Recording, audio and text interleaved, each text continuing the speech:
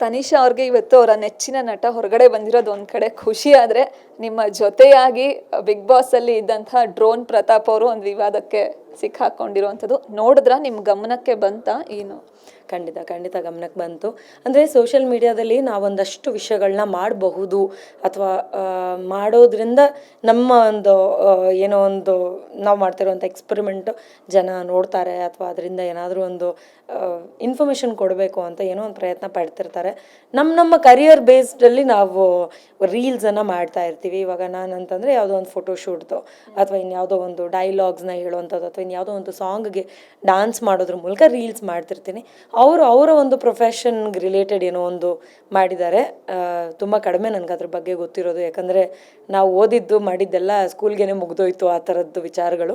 So ಜಾಸ್ತಿ knowledge ಇಲ್ಲದೆ ಇರೋದ್ರಿಂದ ಯಾಕೆ ಏನಾಯಿತು ಹೇಗೆ ಅನ್ನೋದು ಗೊತ್ತಿಲ್ಲ. ಆ್ಯಂಡ್ ನಮ್ಮ ಜೊತೆ ನಮ್ಮ ಸುತ್ತಮುತ್ತ ಯಾರೇ ಇರಲಿ ವಿವಾದಗಳಿಗೆ ಸಿಲುಕದೆ ಆರಾಮಾಗಿ ಎಲ್ಲ ಕಡೆಗೂ ಅವರ ಒಂದು ದಿನನಿತ್ಯದ ಜೀವನ ಹೇಗಿದೆ ಅದು ಸುಗಮವಾಗಿರಲಿ ಅಂತ ನಾನು ವಿಶ್ ಮಾಡ್ತೀನಿ. ಆಫ್ಟರ್ ಬಿಗ್ ಬಾಸ್ ನೀವು ಡ್ರೋನ್ ಪ್ರತಾಪ್ ಅವರು ಅದಾದ್ಮೇಲೆ ಮೀಟ್ ಮಾಡಿದ್ದು ಟಚಲ್ಲಿ ಇದ್ದಾರಾ ರೆಗ್ಯುಲರ್ ಆಗಿ ಹೇಗೆ? ಅಂದರೆ ನಾವು ರೆಗ್ಯುಲರ್ ಟಚಲ್ಲಿ ಏನಿಲ್ಲ, ಬಿಕಾಸ್ ಈ ಮುಂಚೆ ನಾವೇನು ಪರಿಚಯದವರಲ್ಲ. ಸೊ ಹಾಗಾಗಿ ಯಾವುದಾದ್ರೂ ಫಂಕ್ಷನ್ಸ್ ಇದ್ದಾಗ ನಾ ಕರೆಯೋದಾಗಿರ್ಬೋದು ಅಥವಾ ಯಾವುದಾದ್ರೂ ಈವೆಂಟಲ್ಲಿ ಮೀಟ್ ಮಾಡೋದಾಗಿರ್ಬೋದು, ನಮ್ಮ ಮನೆಯ ಯಾವುದಾದ್ರೂ ಫಂಕ್ಷನ್ಸ್ ಅಥವಾ ಅಂಗಡಿ ಓಪನಿಂಗ್ ಈ ಥರ ವಿಚಾರಗಳಿಗೆ ಮಾತಾಡಿರೋದಿದೆ. ಬಟ್ ರೆಗ್ಯುಲರ್ ಟಚಲ್ಲಿ ಇಲ್ಲ. ನಿಮ್ಮ ಮತ್ತದೇ ಪ್ರಶ್ನೆ ಬರುತ್ತೆ. ದರ್ಶನ್ ಅವರ ಇನ್ಸಿಡೆಂಟ್ಗೆ ಮೂಲ ಕಾರಣ ಸೋಷಿಯಲ್ ಮೀಡಿಯಾ. ಇವತ್ತು ಡ್ರೋನ್ ಪ್ರತಾಪ್ ಅವ್ರದ್ದು ಒಂದು ಇನ್ಸಿಡೆಂಟ್ಗೆ ಮತ್ತೆ ಸೋಷಿಯಲ್ ಮೀಡಿಯಾ. ಈ ಸೋಷಿಯಲ್ ಮೀಡಿಯಾದಿಂದ ಆಗ್ತಿರೋ ಅಂಥ ಒಂದಷ್ಟು ಈ ಸಮಸ್ಯೆಗಳು ಎರಡಕ್ಕೂ ಮೂಲ ಕಾರಣ ಅದೇ ಆಯಿತು. ಏನು ಸೋಷಿಯಲ್ ಮೀಡಿಯಾ ಬಗ್ಗೆ ನಿಮ್ಮ ಯೋಚನೆ ಏನಿದೆ? ಏನು ಗೊತ್ತಾ, ಕೆಲವೊಂದು ಎಂಟರ್ಟೈನ್ಮೆಂಟಿಗೆ ಅಂತ ಇರುತ್ತೆ. ಅದನ್ನು ಬರೀ ಎಂಟರ್ಟೈನ್ಮೆಂಟಿಗೆ ಸೀಮಿತವಾಗಿ ಇಟ್ಬಿಟ್ರೆ ನಮ್ಮ ಜೀವನದಲ್ಲಿ ನಮಗೆ ಅಯ್ಯೋ ಬೇಡಪ್ಪ ಇದು ನಮ್ಗೆ ಇರಿಟೇಟ್ ಆಗ್ತಿದೆ, ನಮಗೆ ಟ್ರಬಲ್ ಆಗ್ತಿದೆ ಅಂತ ಆಗಲ್ಲ. ಆ ಎಂಟರ್ಟೈನ್ಮೆಂಟ್ ಫ್ಯಾಕ್ಟರ್ನ ರಿಯಲ್ ಲೈಫ್ ಅಂತ ನಾವು ತೊಗೊಂಡ್ಬಿಟ್ರೆ, ಈಗ ಸಿನಿಮಾದಲ್ಲಿ ಒಂದಷ್ಟು ಫೈಟ್ಸ್ ನೋಡ್ತೀವಿ ಅಥವಾ ಒಂದಷ್ಟು ಲವ್ ಸ್ಟೋರೀಸ್ ನೋಡ್ತೀವಿ, ಎಮೋಷ್ನಲ್ ಥಿಂಗ್ಸ್ ನೋಡ್ತೀವಿ. ಅದು ಎಲ್ಲವೂ ನಮ್ಮ ರಿಯಲ್ ಲೈಫ್ನಲ್ಲಿ ಎಷ್ಟು ಬೇಕೋ ಅಷ್ಟೇನೋ ಒಂದು ನಡೆದಿರುತ್ತೆ. ಕಂಪ್ಲೀಟಾಗಿ ನಾವು ಇಂಪ್ಲಿಮೆಂಟ್ ಮಾಡ್ಕೊಳಕ್ಕಾಗಲ್ಲ. ಅದೇ ರೀತಿಯಾಗಿ ಸೋಷಿಯಲ್ ಮೀಡಿಯಾ ನಮಗೆ ಎಷ್ಟು ಬೇಕೋ ಅಷ್ಟನ್ನು ನಾವು ಸ್ವೀಕರಿಸಿದ್ರೆ ಅದು ಅದ್ರ ಪಾಡಿಗೆ ಚೆನ್ನಾಗಿರುತ್ತೇನೋ ಅಂತ ಅನ್ಸುತ್ತೆ. ಆ್ಯಂಡ್ ಬೇಸಿಕಲಿ ಸೋಷಿಯಲ್ ಮೀಡಿಯಾ ಇರೋದು ಒಂದೇನೋ ಒಂದು ನಮ್ಮ ಜೀವನದಲ್ಲಿ ನಡೀತಾ ಇರುವಂಥದ್ದನ್ನು ನಾವು ಶೇರ್ ಮಾಡ್ಕೋತೀವಿ. ಶೇರ್ ಮಾಡೋದ್ರಿಂದ ನಮ್ಮ ವೆಲ್ ವಿಷರ್ಸ್ ಆಗಿರ್ಬೋದು, ಫ್ರೆಂಡ್ಸ್ ಆಗಿರ್ಬೋದು, ಅಥವಾ ಇವಾಗ ನಾವು ಈ ಫೀಲ್ಡಲ್ಲಿ ಇರೋದ್ರಿಂದ ನಮ್ಮ ಫ್ಯಾನ್ಸ್ ಆಗಿರ್ಬೋದು ನಮ್ಮನ್ನು ರೀಚ್ ಆಗ್ಬೋದು ಅಥವಾ ನಮ್ಮ ಜೊತೆ ಏನೋ ಒಂದು ಕಮ್ಯುನಿಕೇಷನ್ ಇಟ್ಕೋಬೋದು ಅನ್ನೋದಕ್ಕೋಸ್ಕರ ಅದು ಇದೆ. Again it's like just an entertainment factor. ಅದನ್ನು ಅಷ್ಟಕ್ಕೆ ಸೀಮಿತವಾಗಿ ಬಿಟ್ಟರೆ ಚೆನ್ನಾಗಿರುತ್ತೆ. ಬಟ್ ಏನು ಮಾಡ್ತೀರಾ, ನಮ್ಮವರೆಲ್ಲರೂ ನೋಡಿದವರೆಲ್ಲರೂ ಓ ಇದು ಹಿಂಗೆ. ಆ್ಯಂಡ್ ಪ್ಲೀಸ್ ಸೋಷಿಯಲ್ ಮೀಡಿಯಾದಲ್ಲಿ ಬರೋದೆಲ್ಲ ಸತ್ಯ ಅಲ್ಲ. ಅದನ್ನೆಲ್ಲವನ್ನೂ ನಂಬೋದಕ್ಕೆ ಹೋಗಬೇಡಿ. ಬಿಕಾಸ್ ನಮಗೇನು ಬೇಕು ನಾವು ಅದನ್ನಷ್ಟೇ ತೋರಿಸ್ತೀವಿ. ಅದಲ್ಲದೆ ನಾವೇನು ಹೇಳಬೇಕು ಅಂದ್ಕೊಂಡಿರ್ತೀವಿ ಅದನ್ನಷ್ಟೇ ಹೇಳ್ತೀವಿ. ಈ ವಿಚಾರದಲ್ಲಿ ಕೆಲವೊಬ್ರು ಇದ್ದಾರೆ, ಸ್ವಲ್ಪ ಜಾಸ್ತಿ ಇನ್ನಸೆನ್ಸ್ ಅಂತಲೇ ಹೇಳ್ಬೋದು, ಬಂದಿದ್ದೆಲ್ಲವನ್ನೂ ನಂಬ್ತಾರೆ.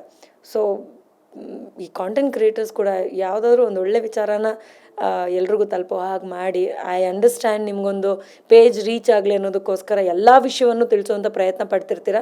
ಬಟ್ ಪ್ಲೀಸ್ ನೀವು ತಿಳಿಸೋದಕ್ಕಿಂತ ಮುಂಚೆ ಅದರಲ್ಲಿ ಎಷ್ಟು ಸತ್ಯ ಇದೆ ಅಂತ ತಿಳ್ಕೊಂಡು ಪೋಸ್ಟ್ ಮಾಡಿ ಅಂತ ಹೇಳೋದಕ್ಕೆ ಇಷ್ಟಪಡ್ತೀನಿ. ಕೊನೆ ಪ್ರಶ್ನೆ, ಡ್ರೋನ್ ಪ್ರತಾಪ್ ಅವರು ಅದೊಂದು ರೀಲ್ನ ಶೇರ್ ಮಾಡಿದ್ದಾರೆ ಸೋಷಿಯಲ್ ಮೀಡಿಯಾದಲ್ಲಿ, ನೀರಲ್ಲಿ ಬ್ಲಾಸ್ಟ್ ಮಾಡುವಂಥದ್ದು.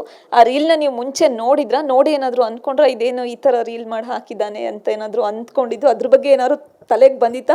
ಇವತ್ತು ಈ ಥರ ಆಗುತ್ತೆ ಅಂತ ಏನಾದರೂ ಗೆಸ್ ಮಾಡಿದ್ರೆ? ಇಲ್ಲ ಖಂಡಿತ ನಾನು ಅದನ್ನು ಏನು ಗೆಸ್ ಮಾಡಿರಲಿಲ್ಲ. ಬಿಕಾಸ್ ಡ್ರೋನ್ ಪ್ರತಾಪ್ ಹಾಗೆ ನಾನು ಇನ್ಸ್ಟಾನಲ್ಲಿ ಏನು ಫಾಲೋ ಮಾಡ್ತಾ ಇಲ್ಲ. ಸೊ ಹಾಗಾಗಿ ನನಗೆ ಕಂಪ್ಲೀಟ್ ಅಪ್ಡೇಟ್ಸ್ ಏನು ಅದ್ರ ಬಗ್ಗೆ ಗೊತ್ತಿರಲಿಲ್ಲ. ಅದಲ್ಲದೆ ಯಾವುದೋ ಒಂದು ಬ್ಯಾಟ್ರಿ ವಿಚಾರವಾಗಿ ಮಾಡಿದ್ದು ಯಾವುದೋ ಒಂದು ರೀಲ್ನ ನೋಡಿದ್ದೆ. ಸೊ ಅವ್ರಿಗೆ ಅದೊಂದು ಅಭ್ಯಾಸ ಇದೆ, ಏನಾದರೂ ಒಂದು ಎಕ್ಸ್ಪೆರಿಮೆಂಟ್ ಮಾಡೋದು ಅಂತ. ಇಷ್ಟು ಮಾತ್ರ ವಿಷಯ ಗೊತ್ತಾಗುತ್ತೆ ನನಗೆ.